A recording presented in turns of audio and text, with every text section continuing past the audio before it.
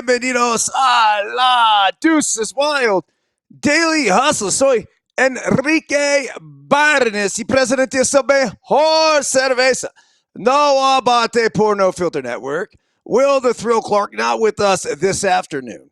Miguelito San Dieguito not with us this afternoon. But regardless, as you guys know, we come on here each and every single day. Well, we come on here and we properly salute our boys and each and every one of you. Yes, yes, yes, yes, yes, yes, yes. Woo!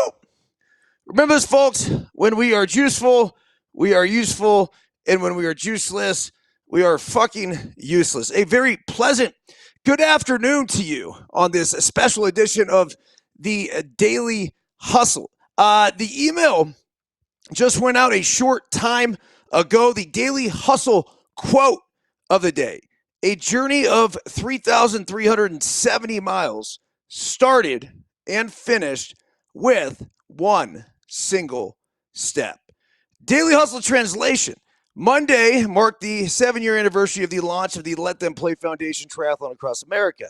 The try began surrounded by dozens of friends and family at Oracle Park in San Francisco and concluded 56 days later with a NYPD escort across the George Washington Bridge into Old Yankee Stadium. That was the Hollywood beginning and the Broadway end. But what happened in between was as real, raw, and unscripted as it gets.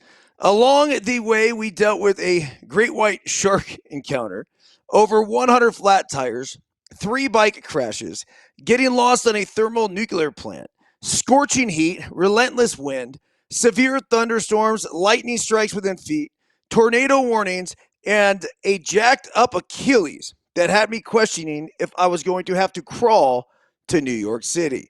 Averaging over 100 miles a day on the bike and over 30 miles a day on the run, I would get up each morning in a world of hurt, wondering if it was possible to keep going.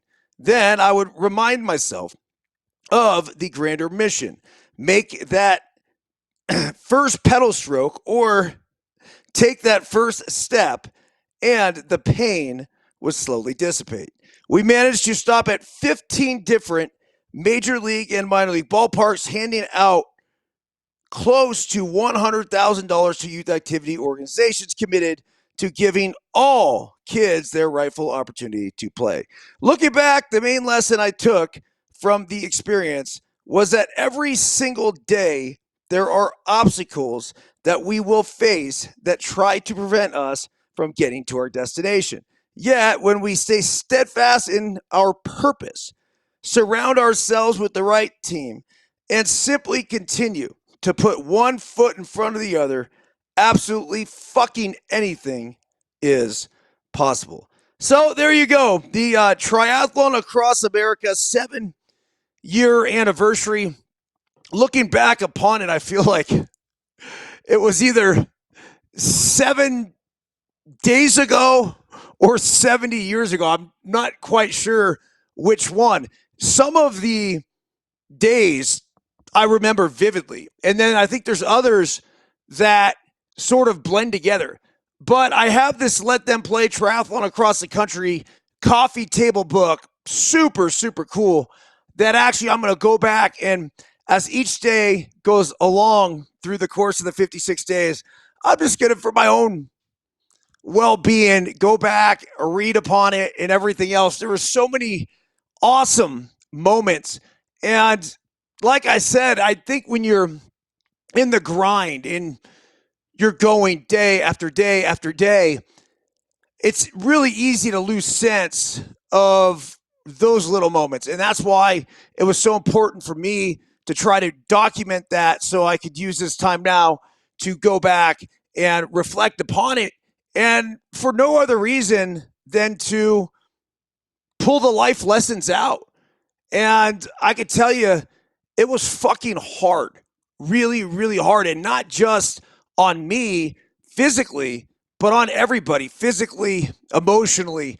The documentary that Eric Cochran and the Taikuli Productions did was awesome. I highly recommend anyone if they're interested in seeing it really details the journey just about as well as you could. I think it's about 90 minutes, but it's 90 minutes that will be well worth your time. Go to letthemplayfilm.com, and then they will show you all of the different viewing options. Okay, just want to hit a couple quick stories here. A Little League player was suspended for a bat flip. Now, his family has taken legal action. The family of a 12-year-old Little League player has taken legal action against Little League International after their son, Marco Rocco, great name, by the way, from none other than Haddonfield, New Jersey, was suspended from playing in the state final after a bat flip celebration in his team's qualifying game. Rocco celebrated by tossing his bat after hitting a 2-run homer at the top of the 6th inning on July 16th in a game against Harrison. He was then ejected and received a 1-game suspension, which will keep him out of the championship final round on Thursday against Ridgewood Little League at 8:30 p.m. in Deptford. The winner of the state title game advances to the regionals, where they could move on, but they could, excuse me, the winner of this game will move on potentially to the Little League World Series. According to the Associated Press, the family was told Marco's actions were unsportsmanlike and quote-unquote horseplay. Appendix B of the safety code for Little League states, quote, at no time should horseplay be permitted on the playing field. However, Little League has promoted videos of bat flips in the past. So here's the issue. We say we want to let the kids play, and it is a child's game. I get it. But all it takes is one umpire with the red ass to say, hold on a second, Appendix B. And you know this guy was fucking waiting for it. The kid flips his bat in celebration, then gets ejected and suspended. Okay, I don't even care where you are on bat flips, whether they should be legal, they shouldn't be legal, whatever. I will say this. This entire situation is fucking bullshit. And the reason why is because kids in the past have not gotten thrown out for bat flips. They just have not. So all of a sudden, we're going to give the authority to one umpire to keep this kid out because one kid does. He's not the only kid. These kids have been flipping bats in Little League for a decade now. They've been watching their favorite Major League stars doing the same shit. They've been watching the Savannah Bananas. We as a culture now have celebrated bat flips. Look, I don't love bat flips. I'm just not that interested in them. I don't even think they're really cool anymore. I like more of the bat toss to fire up. But when you throw this thing way up in the air, and we've seen this time and time again, it often does come down and is in jeopardy of landing on a kid's head. So that's the reason why you would go ahead and say, hey, no more bat flips. But look, as a baseball culture, as Little League in general, we need to set these parameters and then live by them. That is not horseplay. That's actually been part of the game for a long time. So I'm with this New Jersey family. Fuck that. Little League, get your shit together. Reinstate this kid like you should. This is going to be an absolute tragedy if he is not allowed to play. So we'll keep you updated on that story. All right, around Major League Baseball, by the way, we have action happening right now. The Tigers up 1-0. I believe it's behind me, yeah. Bo Bichette up to bat. Let's walk you through this AB right now. Top of the second inning. 92-mile-per-hour sinker from Olsen. It looks like Bichette really starting to fill out. I feel like when he first came up, looked like more of a kid, but damn, man. He's always had those super quick hand. Look at the jorts he's wearing, too. You know, jorts are back. My kid asked for jorts the other day. What the fuck is happening? Top of the second, 0 balls, 2 strikes. The pitch to Bichette, a high fastball, 93 miles per hour. So Olsen, not necessarily an overpowering guy. He's going to sink it. He's going to cut it. He's going to move it around. Bichette having a very nice year. 281 batting average, 13 homers. There's a good breakable on the outside part of the plate. Really good swing, actually. Sometimes you just get everything. A good pitch, a good swing, and, well, in this case, it worked out for the Tigers. All right, Padres at St. Louis coming up here shortly. The A's are in Houston. The Mariners are at the Angels. And then the Orioles at the Guardians. Orioles won 4-3 earlier this afternoon. So pretty light slate. As far as the Los Angeles Dodgers, by the way, Shohei Ohtani last night hit his 5th home run in 5 games, which then prompted a brand new ranking of the top sluggers in Major League Baseball. And many wondered, would he take over the top spot from Aaron Judge? We have the answer to that. No, not yet. So here are your top 10 hitters right now in Major League Baseball, according to MLB.com. As always, the hitter power rankings are based on a formula constructed by MLB.com's data team that considers players' recent performance, season-long performance, and performance over the past 365 days. Those 3 categories are weighted so as to place the greatest emphasis on the first 2. So here we go. You want to go 10-1? I think we go 10-1. All right. Numero 10. DS, that is. Juan Soto. Soto has fallen 8 spots from our previous rankings after going cold at the plate. Since the All-Star break, he's batting just 100. So he's dropped to 10. Number 9. I've been telling my kid about him all summer. Watch Will Smith hit. This guy's a fucking savage at the dish. There have been several surprising individual performances so far in 2025. Raleigh and his incredible home run rate is one, and Smith is definitely among them.